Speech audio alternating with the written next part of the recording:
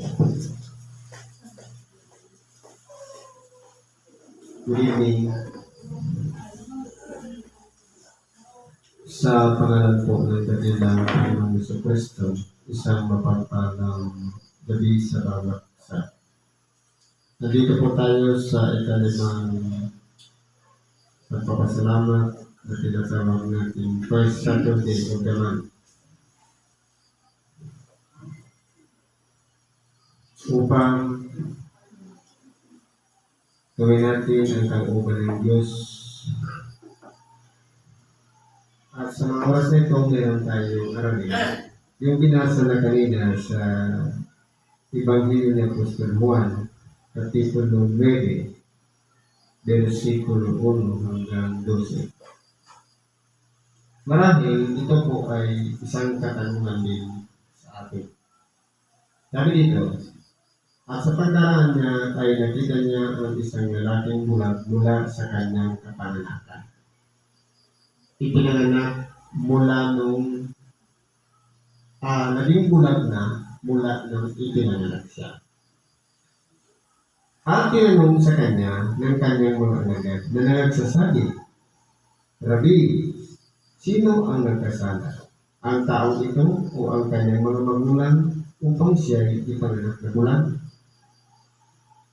Siguro po, marami tayo ay tanongin natin yan. Kapag ang isang nakita natin na mula pa nang iluban siya ng magulang, bulag na siya, ang tanong dyan, sino yung may kasalanan? Yung tao mismong bulag o yung magulang? Kasi hindi natin alam, walang reason o dahilan, kaya siya nagulat. Ngayon, anong sagot ng ating dakilang Panginoon?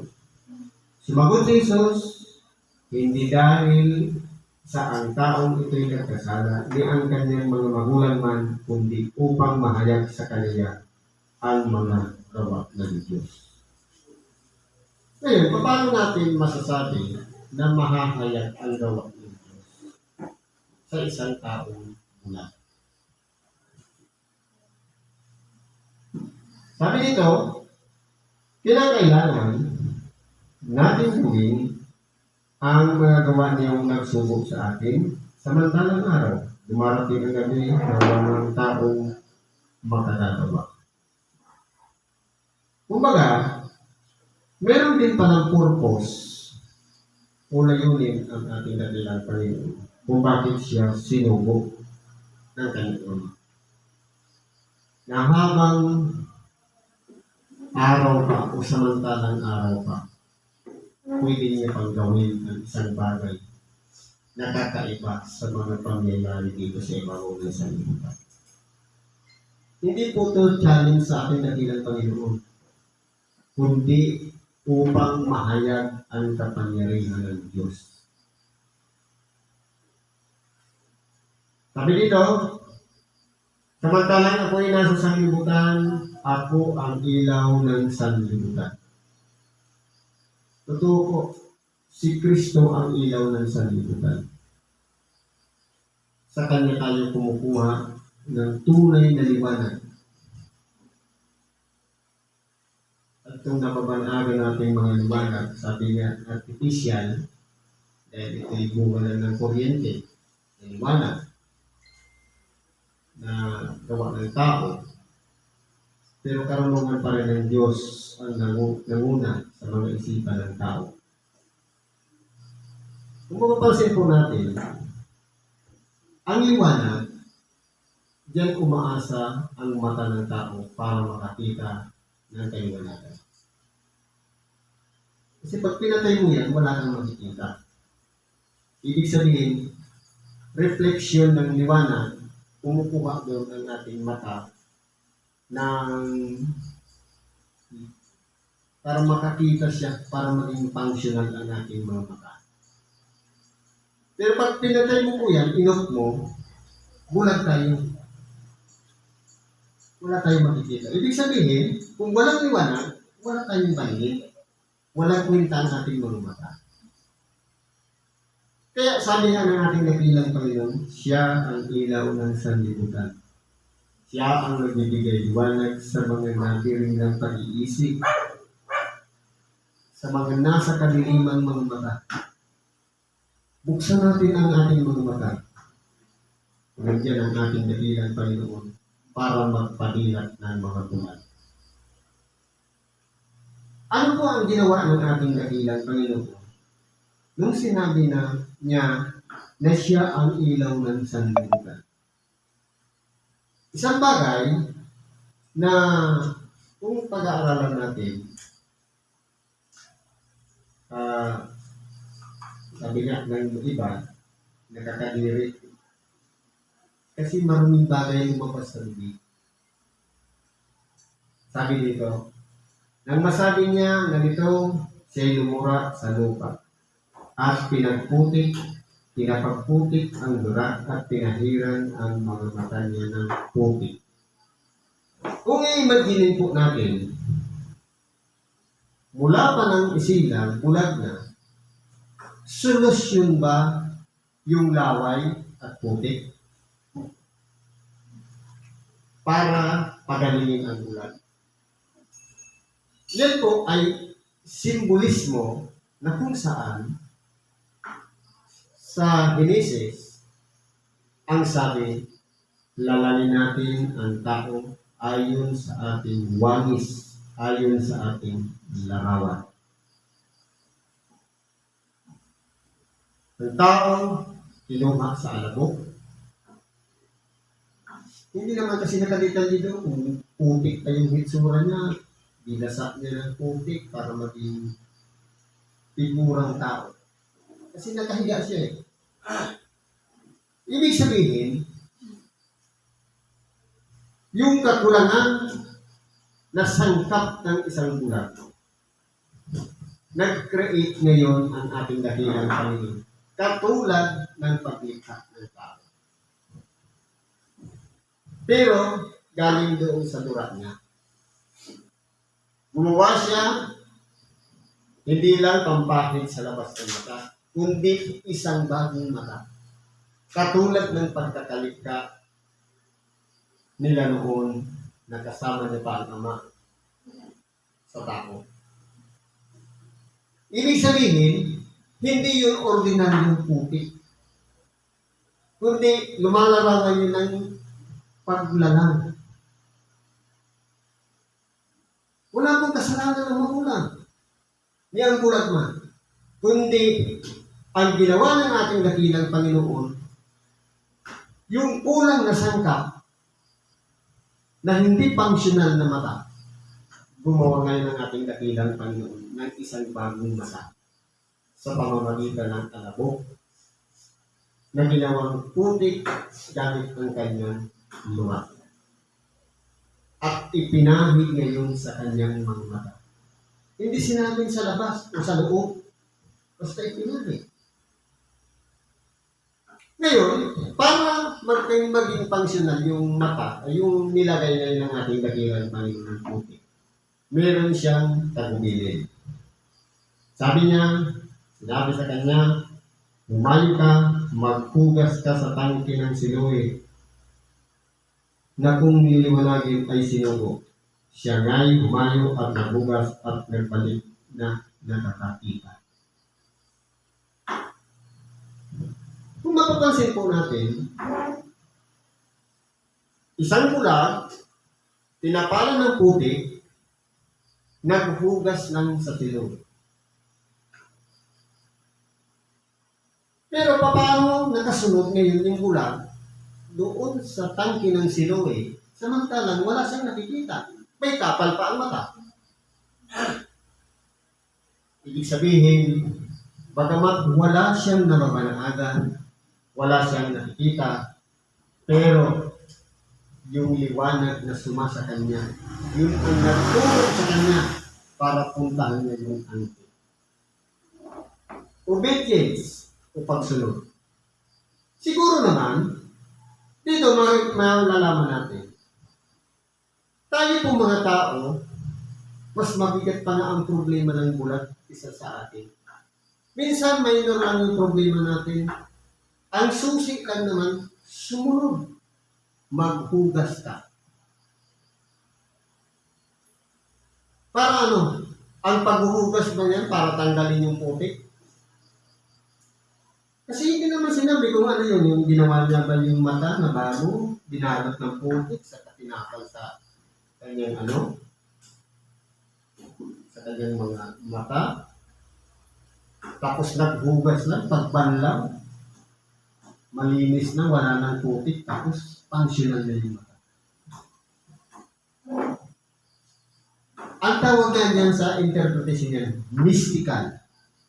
Kasi kapangyarihan ng Diyos ang Ebanghelyo. Kaya po, kung mapapansin natin, nakaka-encounter tayo niya ng bulak. Pero, wala pong kasalanan niya ng magulang.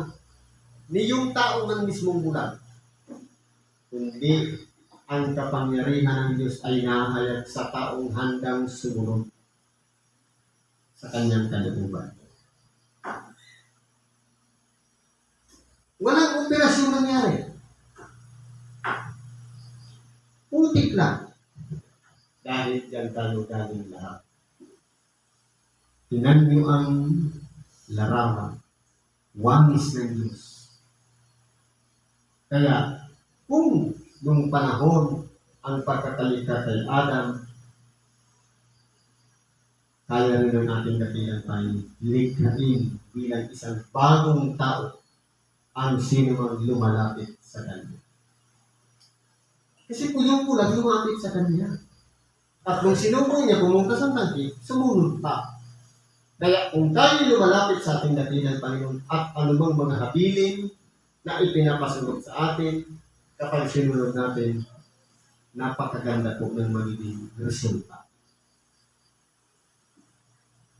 Kaya po, minsan, tayong mga tao, parang may pagkatubili o pagdadalawang isip. Ano kaya? Ipitpit kayo ito? Prayer lang naman yung binigay. Gagana kaya? Kung may pagdududa, sabi nga, kung sino man sa inyo ay nagkukulang ng karunungan, humingi siya sa Diyos na may pananampalataya. Huwag katulad ng yung pananampalataya na nahahapit sa dalawa. Kung may pagdadalawang isip na parang alon sa dagat na tinataboy ng hangin kabilaan. Kundi manampalataya tayo ng buo na papangyarihin ng Diyos. Sabi nga sa Marcos 11:24, at sa inyong mga dinadalangin at hinihingi, magsisampalataya kayo na inyong tinanggap na at inyong kakampi. Kaya ano man po mga kahilingan natin, kapag nilalapitan natin ng pananampalataya, sabi doon, magsisampalataya kayo na inyong tinanggap na. Tinanggap na. Tapos na. Past tense. Proseso po yun. At sa inyong mga idinadalangin, present, ay magsisampalataya kayo na inyong tinanggap na. Past tense. At ipagtatanong.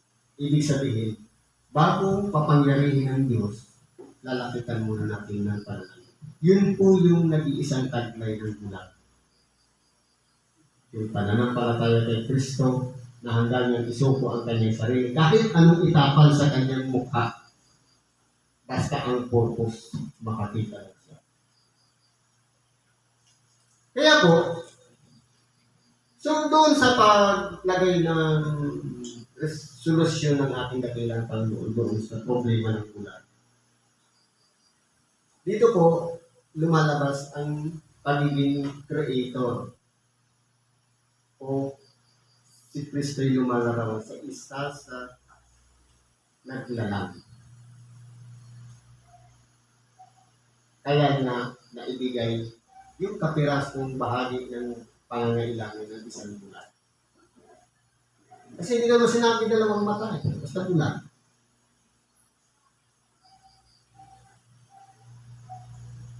Ano po nangyari dito?